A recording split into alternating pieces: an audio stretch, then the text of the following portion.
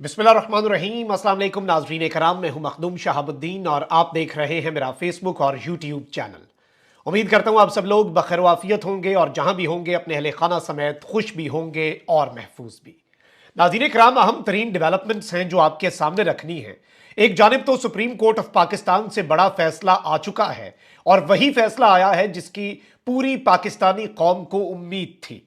नवाज शरीफ की ताहयात नाअहली खत्म कर दी गई है। इसके मुख्तलिफ पहलुओं पर बात करेंगे, लेकिन इसके साथ ही साथ इमरान खान का द इकोनॉमिस्ट में लिखा गया आर्टिकल, जिसके आफ्टर शॉक्स आने का सिलसिला अभी भी जारी और सारी है, लेकिन अब इस वक्त पूरे का पूरा निजाम हिल चुका है। कप्तान ने जेल से एक बहुत बड़ा ऐलान किया है। इमरान खान की एक तकरीर अडियाला जेल से डायरेक्टली आने वाली है और इस वक्त ये बात खुलते ही दौड़ें लग चुकी हैं और ये जो दौड़ें लगी हैं इस वक्त सबको अपनी अपनी पड़ गई है और सब इसकी तहकीक में लग गए हैं। पहले तो इन्हें यही नहीं समझ आ रही थी कि ये आर्टिकल किस तरह से लिखा गया, क्योंकि इमरान खान से मुलाकात के लिए आने वाले आते हुए भी तलाशी देते हैं और जाते हुए भी उनकी तलाशी ली जाती है। इवन डॉक्यूमेंट्स को चेक किया जाता है कि क्या डॉक्यूमेंट्स उनके पास हैं, सिर्फ वही ले जाएं जो ऑथराइज्ड हैं। लेकिन इमरान खान साहब ने यह भी बता दिया कि यह आर्टिकल किस तरह से द इकोनॉमिस्ट तक पहुंचाया गया। वहीं दूसरी जानिब चौधरी निसार और शेख रशीद के जलसों की कुछ वीडियोज हैं जो आपके सामने रखनी है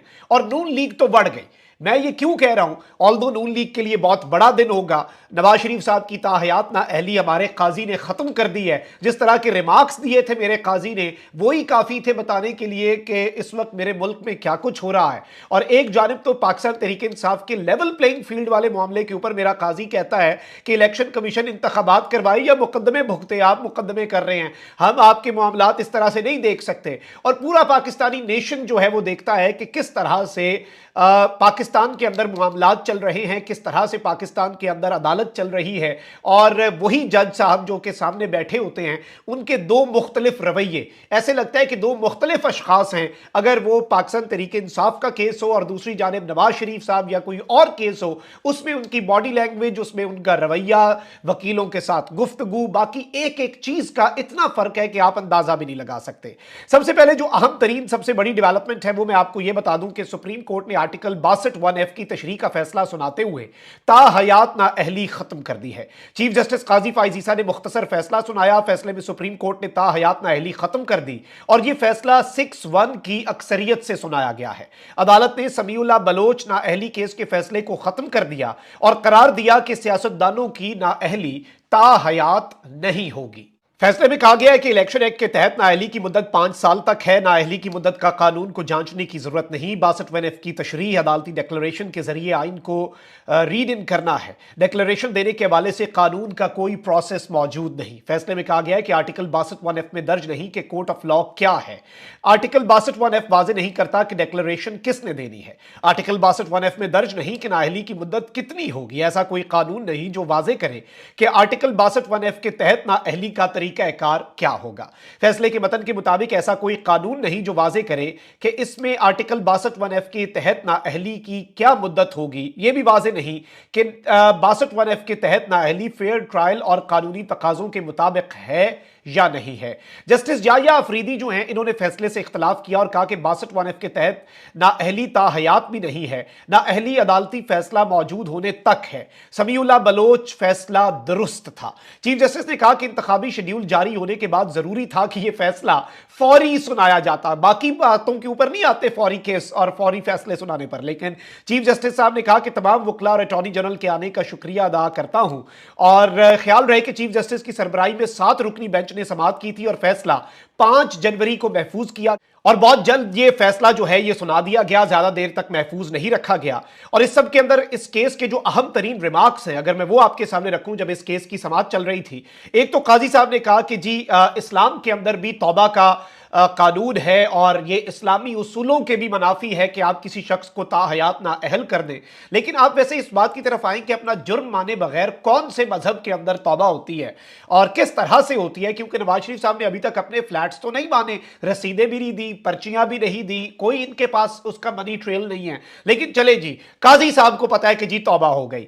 और जो इंपॉर्टेंट चीजें हैं जो काजी साहब ने रिमार्क्स दिए, पहला उन्होंने ये रिमार्क दिया कि पूरा पाकिस्तान 5 साल नाअहली के मुद्दत के कानून से खुश है। अब काजी साहब ने इसके अंदर क्या कोई रेफरेंडम करवाया, सर्वे करवाया पूरे पाकिस्तान के अंदर, इन्होंने क्या आवाम से राय ली या खुद ही ये राय फॉर्म कर ली, ये मेरे काजी के रिमार्क्स थे। और फिर जी चीफ जस्टिस ने कहा कि 5 जेंटलमैन की दानिश, जो 5 रुकनी बेंच ने फैसला किया था कि ताहयात नाअहली होगी, 5 जेंटलमैन की दानिश 326 की पार्लियामान पर कैसे गालिब आ सकती है। पार्लियामेंट के फैसले को हकारत की निगाह से ना देखा जाए। आइन में कहा लिखा है कि नाअहली की सजा ताहयात होगी। ऐसा नहीं होना चाहिए कि जब मूड में हो ताहयात नाअहल कर दे और जब मूड नहीं है तो नाअहली खत्म कर दे।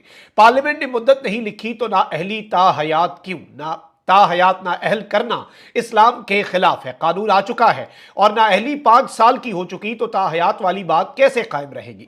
सुप्रीम कोर्ट ने ताहयात नाअहली केस में आइन की तशरीह गलत की थी और अब अपना ही सुप्रीम कोर्ट का जो फैसला है वो मेरे काजी ने उड़ा कर रख दिया है। शहबाज खोसा एडवोकेट है, उन्होंने इसके ऊपर तज्जिया दिया कि यह एक फैसला है जिसमें रिव्यू भी खारिज हो चुका है।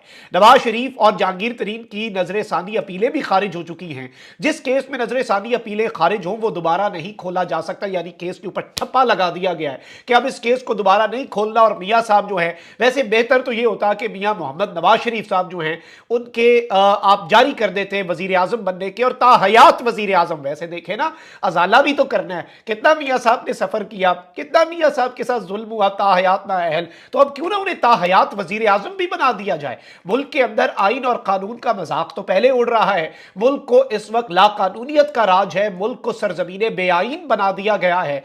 एक शख्स को इक्तदार में लाने के लिए लाडला प्रो मैक्स नवाज शरीफ जो है वो किस तरह से इस वक्त ऑपरेट कर रहा है, ये आपके भी सामने है, मेरे भी सामने है।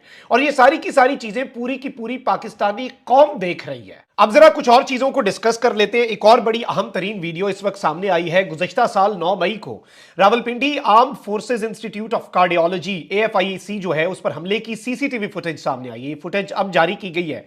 सीसीटीवी फुटेज में शरपसंद अनासिर अस्पताल के अंदर और बाहर तोड़ फोड़ करते दिखाई दे रहे हैं। वीडियो में शरपसंद अनासिर को तिब्बी आलात और अस्पताल के दीगर सामान